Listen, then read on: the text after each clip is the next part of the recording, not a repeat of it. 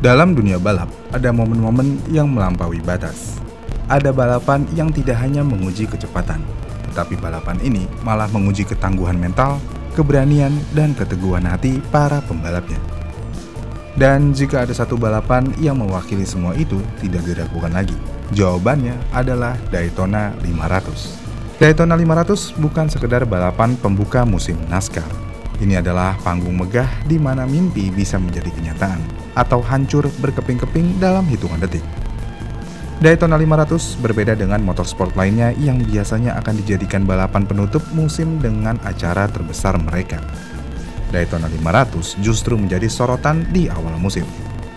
Dengan hal tersebut, ini semacam anomali yang unik. Namun itu adalah salah satu hal yang membuat NASCAR begitu spesial. Tidak ada balapan selain NASCAR yang memulai musim dengan balapan terbesar mereka, yang berarti di awal musim tekanannya sudah mencapai puncaknya.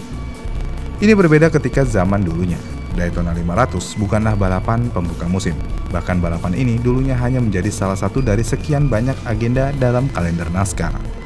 Namun seiring waktu, statusnya terus naik hingga akhirnya menjadi trek yang paling berharga. Saat ini, Daytona 500 bukan hanya balapan, ini adalah Super Bowl-nya NASCAR. Yang berarti ini adalah sebuah acara yang menarik perhatian tidak hanya untuk para penggemar balap, tetapi juga publik secara luas. Namun apa yang membuat Daytona 500 begitu istimewa? Jawabannya adalah segalanya.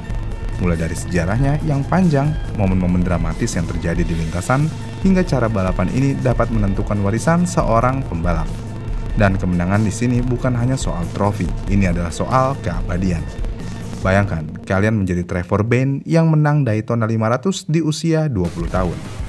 Karirnya setelah itu mungkin tidak cemerlang, tapi namanya sudah terukir selamanya sebagai pemenang salah satu balapan terbesar di dunia. Sebaliknya, ada pembalap seperti Dale Earnhardt yang harus menunggu lebih dari 2 dekade dan 7 gelar juara sebelum akhirnya memenangkan Daytona 500. Dan kemenangan itu menjadi klimaks emosional yang melengkapi karirnya. Namun meraih kemenangan di Daytona bukanlah perkara mudah, karena balapan ini terkenal dengan kejadian Big One. Ini adalah insiden besar yang bisa menghancurkan separuh mobil di lintasan hanya dalam hitungan detik. Statistiknya pun kejam. Sejak tahun 2014, lebih dari sepertiga mobil yang ikut serta di Daytona 500 berakhir rusak parah. Dengan resiko setinggi itu, kesempatan menangnya hanya sekitar 1:40. Tapi kesempatan terlibat kecelakaannya sekitar 2:5. Itu artinya seorang pembalap 15 kali lebih mungkin mengalami kecelakaan daripada memenangkan balapan ini. Dan itulah kejamnya Daytona 500. Menariknya, dengan kesempatan yang begitu kecil, ini bukan hanya balapan melawan waktu atau lawan di lintasan, tapi ini adalah balapan melawan nasib. Jika nasibnya bagus, kemungkinan akan lolos dari kecelakaan dan lebih baik lagi memenangkan Daytona 500. Namun, seberapa berbahaya Daytona 500 ini? Jadi selama 450 mile pertama ketika balapan dimulai, para pembalap mungkin bisa bermain relatif aman, mencoba menghindari kekacauan dan lainnya. Tapi ketika balapan memasuki 50 lap terakhir, segalanya berubah. Ketegangan memuncak, adrenalin meningkat, dan semua orang tahu bahwa inilah saatnya bertaruh segalanya. Di lap-lap akhir ini, efek karet gelang mulai terasa, yang mana efek ini terjadi saat pemimpin balapan mencoba menjauh. Namun para pengejar di belakang bukannya pasrah, malah semakin berani. Selain berani, mereka juga mulai mengambil resiko yang tidak masuk akal, melakukan manuver agresif dan memaksa mobil mereka melawan hukum fisika. Dan ketika 30 mobil melaju dengan kecepatan lebih dari 300 km per jam dan hanya berjarak hitungan sentimeter satu sama lain, hasilnya hampir bisa dipastikan. Ledakan besar. When you get turned in the middle of the straightaway, right front into the wall, and it is so violent. And I'm with him, McDowell in tow, Dillon on the runs on top. Oh, teammates! Around they go in a hard crash. Kyle Busch. Larson. Caution is out. Bubba Wallace, Austin Cindric, hard hit by Kyle Busch. McDowell is first to the line, but will have to go back to the moment of caution, which ends. Kemudian hal ini juga diperparah lagi ketika 10 lap terakhir terjadi di Daytona 500, yang mana biasanya akan ada kecelakaan besar yang mengubah seluruh jalannya balapan di saat ini. Bahkan pemimpin balapan bisa terlempar keluar hanya dalam satu tabrakan, dan pembalap yang tadinya tidak diperhitungkan bisa tiba-tiba muncul sebagai pemenang. Dan ini adalah bentuk kekacauan yang tidak bisa ditemukan di balapan lain. Dan inilah yang membuatnya begitu spesial. Namun apakah ada kejadian seperti itu? Jawabannya ada.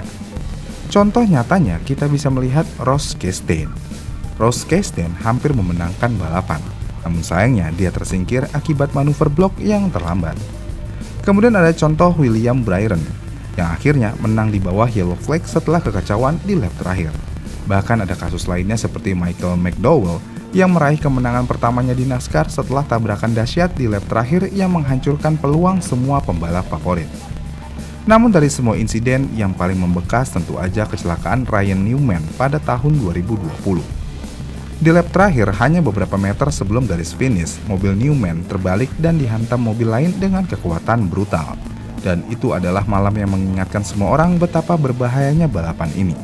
Tapi untungnya, walaupun kecelakaan tersebut sangat mengerikan, 2 hari kemudian setelah kecelakaan, Ryan Newman keluar dari rumah sakit dan dinyatakan baik-baik aja.